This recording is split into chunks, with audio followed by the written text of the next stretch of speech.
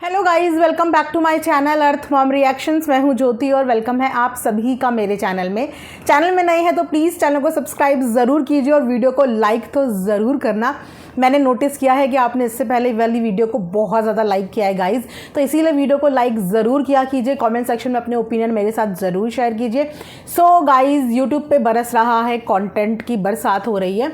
सो हम भी इस कंटेंट की रेस में भाग रहे हैं, दौड़ रहे हैं, लेकिन सबसे अच्छी बात यह है कि हमें भागना दौड़ना थोड़ा कम पड़ रहा है क्योंकि हमें बैठे बैठे ही सब कुछ मिल जा रहा है। पहले क्या होता था कि हमें पर्टिकुलर कोई व्लॉग देखना पड़ता था, उसके बाद उस व्लॉग के ऊपर हम अपना पॉइंट ऑफ व्यू शेयर करते थे, पर यहाँ पे कुछ देखना ही नहीं पड़ रहा है गाइज। यहाँ पे तो सारा का सारा कंटेंट बिल्कुल खुद ही सामने आ जा रहा है। तो आप लोग इंजॉय कर रहे हैं या नहीं कर रहे हैं, तो बिल्कुल आप लोग भी इंजॉय कीजिए, लेकिन बिना किसी टेंशन के इंजॉय कीजिए, ठीक है, और बिना किसी एक्सपेक्टेशन के एंजॉय कीजिए। क्योंकि मैंने वीडियो के स्टार्टिंग में ही, मतलब जब से मैंने रिएक्शन देना इस पर्टिकुलर टॉपिक के बारे में शुरू किया था, मैंने बिल्कुल क्लियर कर दिया था कि यहाँ पे बात अगेन एक बहू की है और अगेन यहाँ पे बात एक बच्ची की है, और बच्चियाँ सबकी सांझी होती हैं। जब जब जिस बच्ची के ऊपर कोई बात आएगी और वहाँ पे मेरे पास ये प्लेटफॉर्म है कि मैं अपनी बात रख सकती हूँ, तो मैं अपनी बात रखने उस बच्ची के लिए भी और उस औरत के लिए भी ज़रूर आऊँगी। तो गाइज़, ये वीडियो ना आप लोगों को मेरे 2 ड्रेस में मिल सकती है, क्योंकि मैंने वीडियो का ये वाला पार्ट जो है बाद में रिकॉर्ड किया और वो वाले पार्ट का मेरा हाफ पार्ट जो है वो थोड़ा सा माइक की प्रॉब्लम की वजह से गायब हो गया था, ठीक है।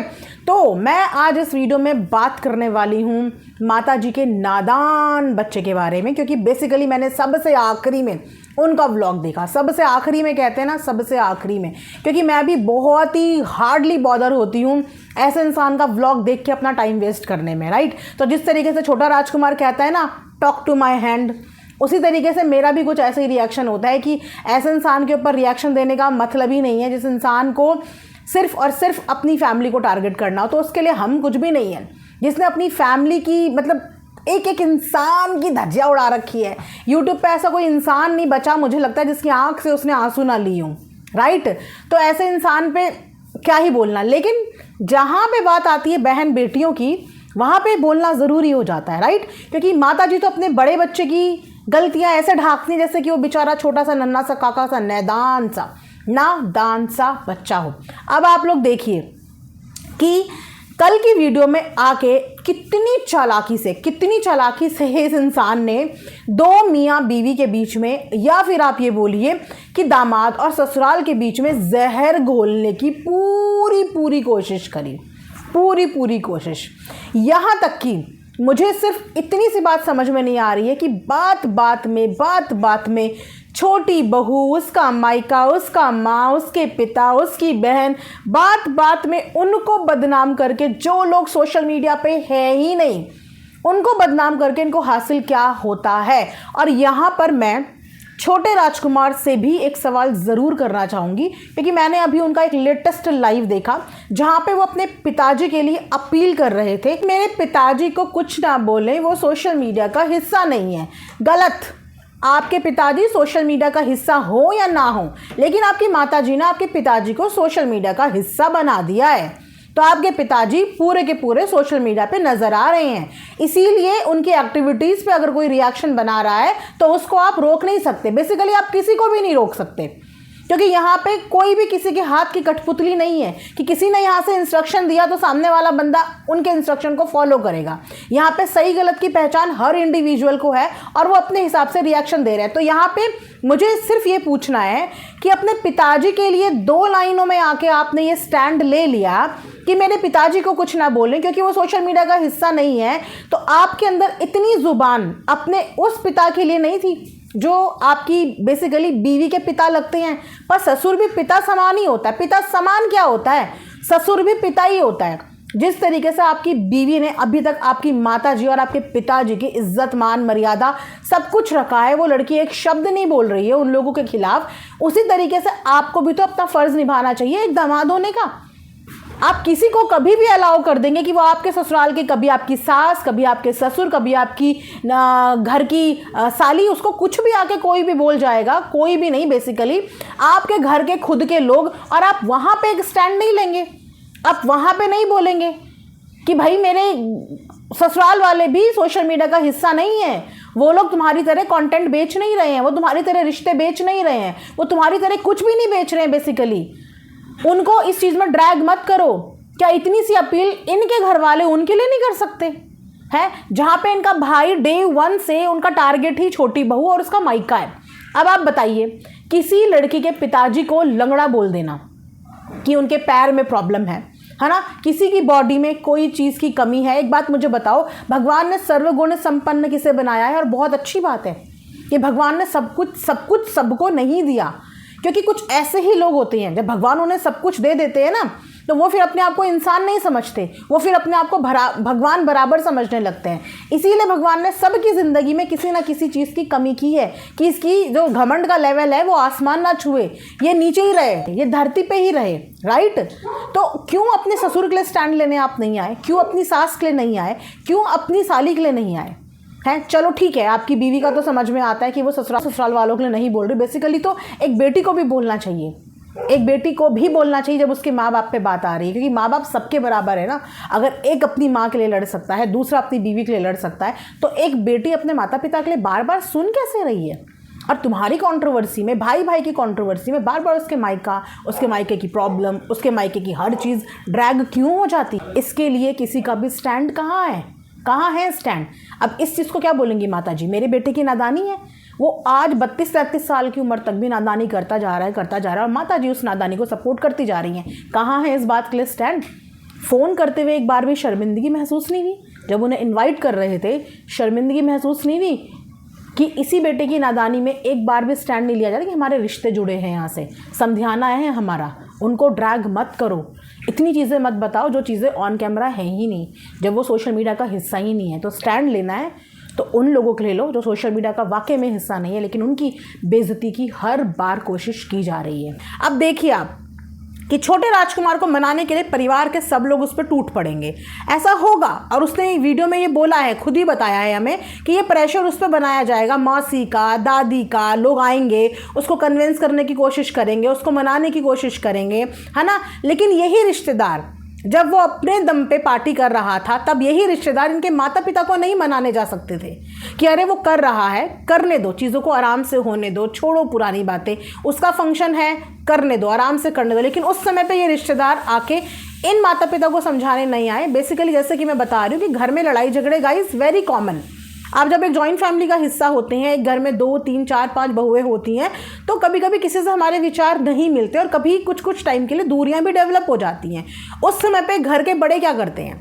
उस समय पे घर के बड़े यही करते हैं ना कि किसी के बीच में नहीं आते, स्पेस दे देते हैं, या तो कोशिश करते हैं पहले सुलह सपाटा कराने की। लेकिन अगर बच्चे नहीं समझ रहे हैं, नहीं सुलह सपाटा कराना चाह रहे हैं, तो वो उस जगह से बैकआउट हो जाते हैं। ये नहीं करते कि उसके उसमें तुम मत जाना, उसके उसमें तुम मत जाना, और अपनी रिश्तेदारी का रौब नहीं जमाते।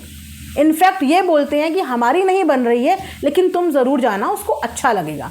हमें उसने नहीं बुलाया है, हमारी नहीं बन रही है, बट तुम लोग ज़रूर आशीर्वाद देने जाना, यही बोलते हैं। लेकिन यहाँ पे ये नहीं हुआ।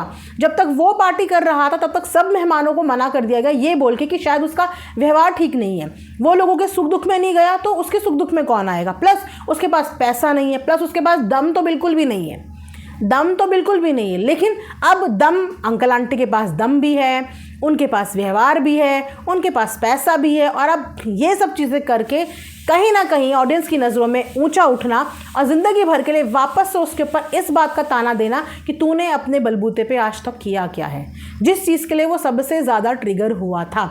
जब बार बार उसको इस बात का एहसास दिलाया जा रहा था कि तू करता क्या है, सारा दिन घर में बैठा रहता है, नल्ला है, सारा दिन घर में बैठा रहता है, निकम्मा है, कुछ नहीं करता है, घर वाले राशन ला रहे हैं, तुझे खिला भी रहे हैं। जबकि उसने काफ़ी इम्प्रूवमेंट दिखाई है, जब से उसकी स्वाभिमान को ठेस पहुंची है, जब से घर वालों ने उसको आटे दाल भाव गिनाना शुरू कर दिया, उसके बाद आपने उसका कंट्रीब्यूशन अपने एंड पे देखा होगा कि वो थोड़ा थोड़ा करने लगा।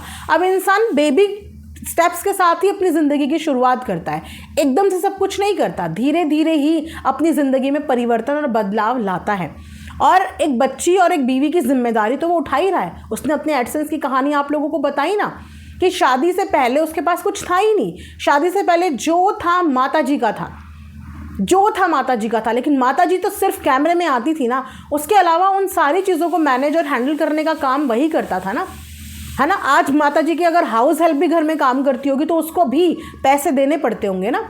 अगर कोई भी बड़े व्लॉगर के साथ टीम में एक एडिटर भी रख लेते हैं, एक थंबनेल बनाने वाला भी रख लेते हैं ना, तो उसको भी पेमेंट करना पड़ता है, उसको भी पैसे देने पड़ते हैं। पर यहाँ पे माता जी का चैनल था, माता जी की ही फेस वैल्यू थी, है ना, अकॉर्डिंग टू सो कॉल्ड बड़े वाले सुपुत्र के हिसाब से, लेकिन छोटे वाले का कोई कंट्रीब्यूशन नहीं था, इसीलिए उसको कोई पैसे नहीं दिए, पैसे माता जी को ही मिलते थे। तो शादी किस बलबूते पे की थी उसकी? जिस लड़के के पास कमाई के 10 रुपये नहीं थे, जिसके पास कमाई का कोई साधन नहीं था, जिसके पास सेविंग के नाम पे नील बटा सन्नाटा था, किस बलबूते पे उसकी शादी कर दी और किस अहंकार में किसी के घर की बेटी ले आए? मतलब क्या सोच के किसी की बेटी ले आए जब खुद का बेटा कुछ करता धरता ही नहीं था? सबसे बड़ा सवाल तो फिर इन्हीं के ऊपर आके खड़ा हो जाता है, किस जिम्मेदारी पे उस बेटी को लेके आए? अब किसी की बेटी को लेके आए हो तो अपने खर्चे होते हैं ना, इंसान के अपने खर्चे होते हैं।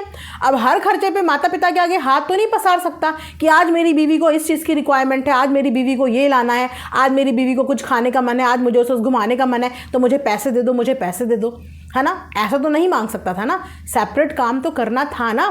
तो सेपरेट काम शुरू किया ना, माता जी ने अपना काम शुरू किया, लेकिन उसने भी अपना चैनल ज़ीरो से शुरू करा, क्योंकि उसके पास भी पहले की जो भी जमा पूंजी थी वो माता जी के पास थी और वो उसकी शादी में ही लगी थी। तो एक तरीके से उसने अपनी शादी में अपना योगदान दिया है, कंट्रीब्यूशन दिया है। तो उसने भी अपनी शादी के बाद अपनी ज़िंदगी ज़ीरो से शुरू करी। अब माता जी ने भी अपना चैनल वापस से ज़ीरो से शुरू करा। दोनों ने अपने अपने एंड पे मेहनत करी अपने अपने चैनल को चलाने के लिए। लेकिन उसने भी अगर मेहनत करी तो मेहनत के बाद उसने धीरे धीरे अपने खर्चे उठाए, तो क्या उसकी बीवी के पिछले 2 साल से खर्चे माताजी और पिताजी उठा रहे हैं? एक लेडी की क्या नीड नहीं होती, क्या ज़रूरत नहीं होती एक बीवी की, तो वो खर्चे किसने उठाए होंगे? उस पति ने ही तो उठाए होंगे, है ना। अब जब किसी का काम ही यही है, अब एक ही घर में अगर 2 व्लॉगर बैठे हैं, ड्राइंग रूम का एरिया एक व्लॉगर ने हथियाया है, तो दूसरा बंदा अपने कमरे से जितना कंटेंट बना पाएगा उतना ही तो बनाएगा, उतना ही काम करेगा। लेकिन फिर भी उनके आगे दौड़ने भागने की होड़ नहीं है। वरना चैनल तो सेपरेट छोटी बहू का भी है, वो चाहे तो वो भी अपने चैनल पे दिन की 2-2, 3-3 वीडियो डाल सकती है। छोटा राजकुमार भी दिन की 2-2, 3-3, 4-4 वीडियो डाल सकता है, जैसे कि माता जी करती हैं। दुनिया यहाँ की वहाँ हो जाए, घर में कलेश हो जाए, आंधी आ जाए, तूफान आ जाए, बाढ़ आ जाए, पर माता जी की 3 वीडियो की फिक्स है तो फिक्स है, उसमें कॉम्प्रोमाइज़ नहीं करती। तो माता जी का रेवेन्यू ज़्यादा आएगा ही। जब दिन की 3 वीडियो वो डालेंगी तो जाहिर सी बात है कि वो अपने छोटे बेटे से ज़्यादा ही कमाएंगी। अब अगर छोटा बेटा दिन की 1 ही वीडियो डाल पाता है तो वो उस हिसाब से कमाता है। छोटी बहू काम नहीं कर पाती इतना, उसका तो पूरा काम ही प्रेगनेंसी के बाद डिस्टर्ब हुआ है। अब थोड़ा सा वो काम करने के लिए फोकस करेगी और कर रही है, तो भी वो कंट्रोवर्सी नहीं दिखाती, क्योंकि ये सब जानते हैं कि जिस दिन इन्होंने नॉर्मल व्लॉग शुरू करे ना, इनके व्यूज़ यहाँ से एकदम यहाँ गिरते हैं। हमने इनको 10-15 हज़ार पे भी आते हुए देखा है, 10,000 व्यूज़ में भी आते हुए देखा है हमने इन्हें। वो तो आजकल इन्होंने कंट्रोवर्सी शुरू की हुई है तो इनके व्यूज़ जो हैं 40, 50, 60 पहुँच जाते हैं, 50 अबव पहुँच जाते हैं। वरना जब ये नॉर्मल अपने व्लॉग दिखाएं तो इनके व्यूज़ की संख्या 10, 15, 20 इससे ऊपर नहीं जाती है, राइट। और इनकी छोटी बहू के चैनल और इनके चैनल में यही डिफरेंस है कि उसके चैनल में आपको कंट्रोवर्सी नहीं दिखती, तो वो जितने भी व्यूज़ कमा पाती है 15,000, 20,000, 25,000, वो अपना नॉर्मल बिना कंट्रोवर्सी के कंटेंट के ही बेस पे डाल पाती है। वरना कितना टाइम लगेगा उसको भी, अगर वो भी इसी पैटर्न में चिपका दे थंबनेल, लगा दे टाइटल इनकी बड़ी बहू की तरह, तो क्या छोटी वाली के चैनल को देखने नहीं दौड़ेगी पब्लिक? सबसे ज़्यादा तेज़ दौड़ेगी, क्योंकि उसने अभी तक मुंह ही नहीं खोला। अगर उसने एक थंबनेल भी चिपका दिया ना क्लिकबेट ऐसे टाइटल के साथ, तो सबसे पहले दौड़ेगी पब्लिक उसे देखने। पर वो ऐसा नेगेटिव ना थंबनेल लगाती है, ना नेगेटिव टाइटल लगाती है, ना ही नेगेटिव बात करती है। अपनी सिंपल सोबर सी मदरहुड जर्नी शेयर कर रही है, सिंपल सोबर। तो बेसिकली मैं बार बार यही चीज़ बोल रही हूँ, इस घर की मान मर्यादा प्रतिष्ठा को अभी जिस लड़की ने बचाया हुआ है, जिसको ये लोग कुछ नहीं समझते हैं, मात्र समझते हैं कि इसके अंदर ना दिल है, ना धड़कन है, ना फीलिंग्स है। जो आया उसको कुछ भी बोल के चला जाता है, वो बस मुस्कुराती है, वो सिर्फ इनका आदर सम्मान करने में ही लगी रहती है। वो है इनके घर की छोटी बहू। 100 बात की एक बात, फिलहाल की अपडेट के हिसाब से तो पार्टी का प्रोग्राम जो है मुझे लगता है माताजी और पिताजी का यहाँ पे फेल होता हुआ नज़र आ रहा है। मतलब वापस से कंटेंट के हाहाकार मच जाएंगे। लेकिन स्मार्ट बहुत हैं ये लोग, बिना पार्टी के भी व्यूज़ बटोर गए पार्टी होती तो भी व्यूज़ बटोर जाते। तो होना ना होना इनके व्यूज़ बराबर आ गए, मतलब महीने का टारगेट पहली दूसरी तीसरी तारीख में ही इनका 100% पूरा हो गया होगा, है ना। बाकी अभी तो पूरा महीना पड़ा है, पता नहीं आगे क्या क्या दिखाते हैं, क्या क्या करते हैं। तो स्टे ट्यून्ड, मिलेंगे नेक्स्ट वीडियो में। अपना ढेर सारा ध्यान रखिए। Thanks for watching Earth Mom, Dehradun. Bye bye, take care, love you all.